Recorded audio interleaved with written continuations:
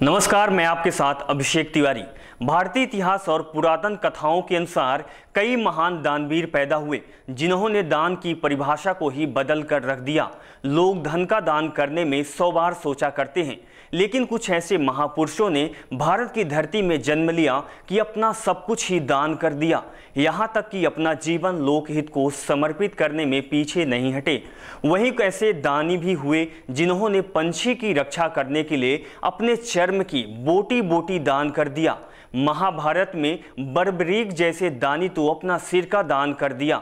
वहीं एकलव्य जैसे शिष्य ने गुरु की गरिमा को रखते हुए अपने अंगूठे को गुरु दक्षिणा के रूप में दान कर दिया। दान की बात करें तो भारत के इतिहास में महारथी कर्ण जैसे सूरवीरों ने अपने प्राणों की परवाह ना करते हुए कवच और कुंडल तक दान कर दिया। यदि तपस्या की बात करें तो गौतम बुद्ध नवजात शिशु राहुल और पत्नी यशोधरा को त्याग कर संसार को दुखों से मुक्ति दिलाने के मार्ग की तलाश में रात में ही राजपाट छोड़कर जंगल चले गए थे। वहीं राजा बलि और विक्रमादित्य जैसे दानी और तपस्वी ने राजपाट का लालच ना करके अपनी तपस्या में लीन कर दिया और सब मोह माया को त्याग दिया। जीवन को जीने और लोकहित के लिए सब कुछ समर्पित कर दिए। तो आज के इस प्रोग्राम में जानते हैं उन लोगों के बारे में जिनके सामने या कहें कि आज के इतिहास में इनसे ज़्यादा त्याग और दान किसी ने नहीं किया। चलिए जानते हैं इन लोगों के बारे में।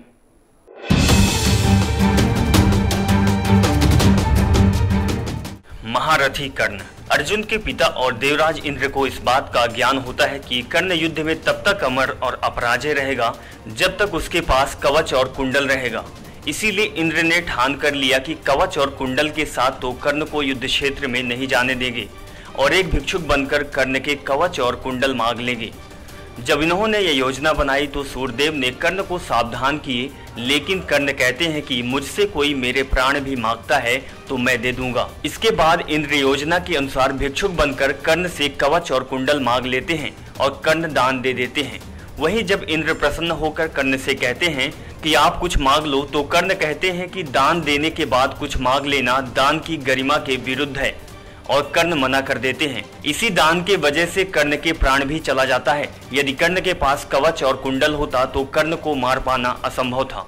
राजा हरिश्चंद्र।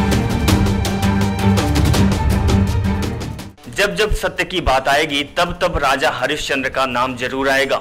इन्होंने सत्य मार्ग पर चलने के लिए अपनी पत्नी और पुत्री के साथ खुद को बेच दिया।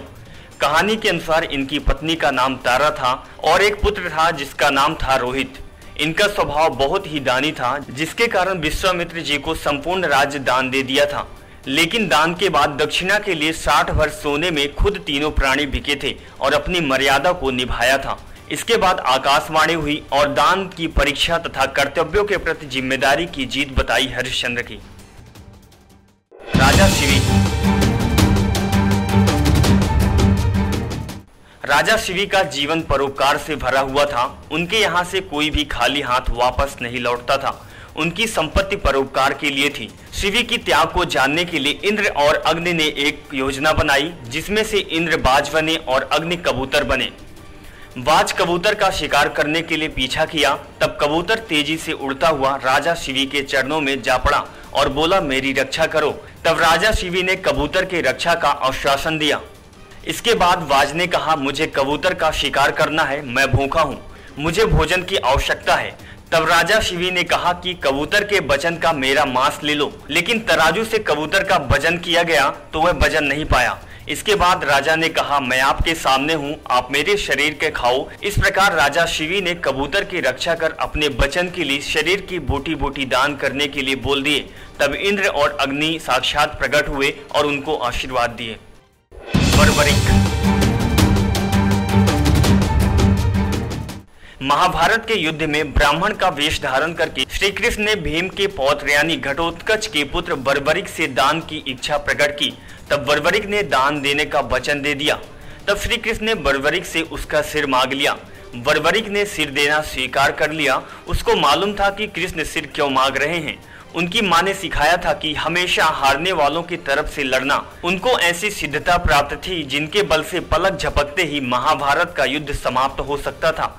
इसके बाद भी बर्बरिक ने सिर देने के लिए तैयार हो गए, लेकिन एक शर्त रखी कृष्ण का विराट रूप देखने का और साथ ही महाभारत युद्ध शुरू से लेकर अंत तक देखने का। एकलव्य। द्रोणाचार्य के शिष्य अर्जुन थे और वो नहीं चाहते थे कि अर्जुन से बड़ा कोई धनुर्धारी बन पाए। वो एकलव्य से बोले कि यदि तुम मुझे अपना गुरु मानते हो तो तुम्हें मुझको गुरु दक्षिणा देनी होगी। तब एकलव्य ने बोला, गुरुदेव आप जो भी गुरु दक्षिणा के रूप में मांगेंगे मैं देने के लिए तैयार हूँ। तब द्रोणाचार्य ने एकलव्य से गुरु दक्षिणा के रूप में एकलव्य के दाहिने हाथ का अंगूठा मांग लिया और एकलव्य अपना अंगूठा दान भी दे दिए। यदि एकलव्य के पास अंगूठा होता तो अर्जुन से भी बड़ा धनुर्धारी बन जाते। इसी कारण से द्रोणाचार्य ने एकलव्य से अंगूठा मांगा था। राजा बलि। जब जब दान की बात आए तो राजा बलि की बात ना आए ऐसा हो नहीं सकता, क्योंकि राजा बलि बड़े दानवीर और वचन के पक्के थे। जब भगवान विष्णु ने वामन रूप धारण किया और वामन रूप धारण कर 3 कदम की जमीन मांगी तो राजा देने के लिए तैयार हो गए।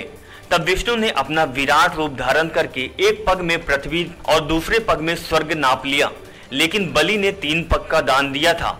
तब बलि ने कहा कि तीसरा पग मेरे सिर में रखो। इस प्रकार बलि ने बिना कुछ सोचे समझे अपना सब कुछ दान दे दिया और उनके पास रहने के लिए जमीन नहीं थी तो पाताल लोक में रहना स्वीकार कर लिया।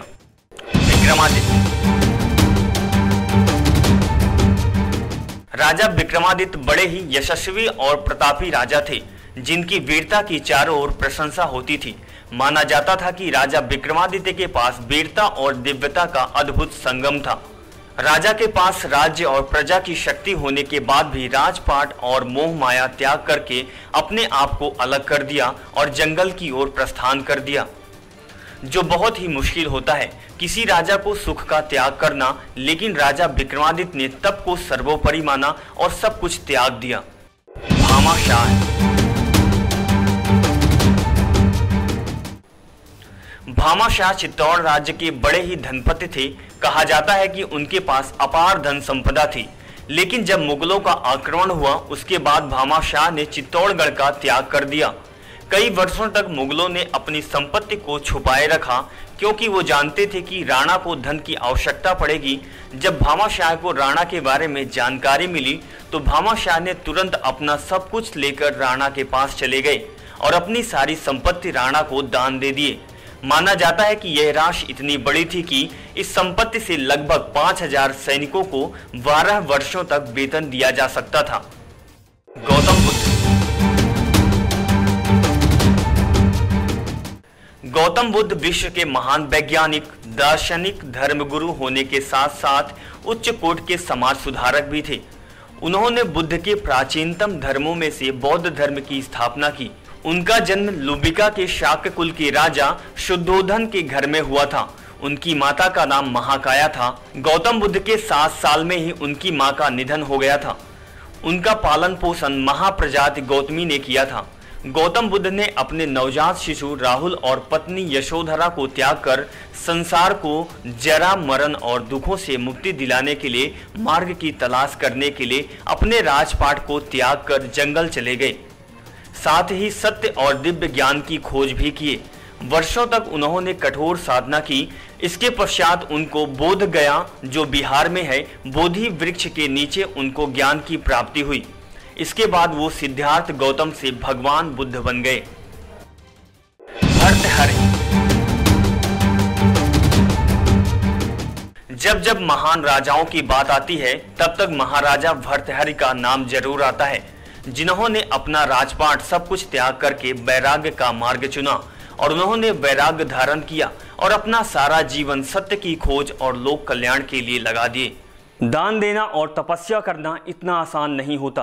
किसी भी इंसान को संसार के सुख का त्याग करना और मोह माया से दूर रहना बहुत ही मुश्किल होता है, लेकिन जो सुख को छोड़ देता है, मोह माया का परित्याग कर देता है, वह साधारण इंसान भी नहीं होता। आज आपने हमारे साथ जानकारी प्राप्त की उन लोगों के बारे में जो तपस्या के लिए सब कुछ छोड़ दिए, राजकाज, धन दौलत, यहाँ तक कि अपनी पत्नी और बच्चों को भी। वहीं किसी ने अपने वचन के लिए अपने सिर तक का दान दे दिया, तो वहीं कोई परोपकार के लिए अपने शरीर के एक एक टुकड़े का दान दे दिया। इसीलिए कहा जाता है भारत की धरती परोपकार की धरती है। इस धरती में सत्यवादी हरिश्चंद्र, शिष्य एकलव्य, गौतम बुद्ध से भगवान बुद्ध तक का सफर करने वाले कर्मकांडी पैदा हुए। वहीं राजा विक्रमादित्य जैसे लोगों के कारण आज भारत की धरती में परोपकार की आवो हवा है। तो वहीं राजा बलि जैसे वचनबद्धता का ज्ञान भी है। जिस धरती की इतिहास में महारथी कर्णों के कवच कुंडल तक का दान हो, वो धरती निश्चित रूप से महान होगी। दोस्तों, अब अपने दोस्त अभिषेक को इजाजत दीजिए। मिलते हैं किसी दूसरे सफर के साथ। तब तक के लिए नमस्कार। Subscribe now to receive new updates, reviews and news.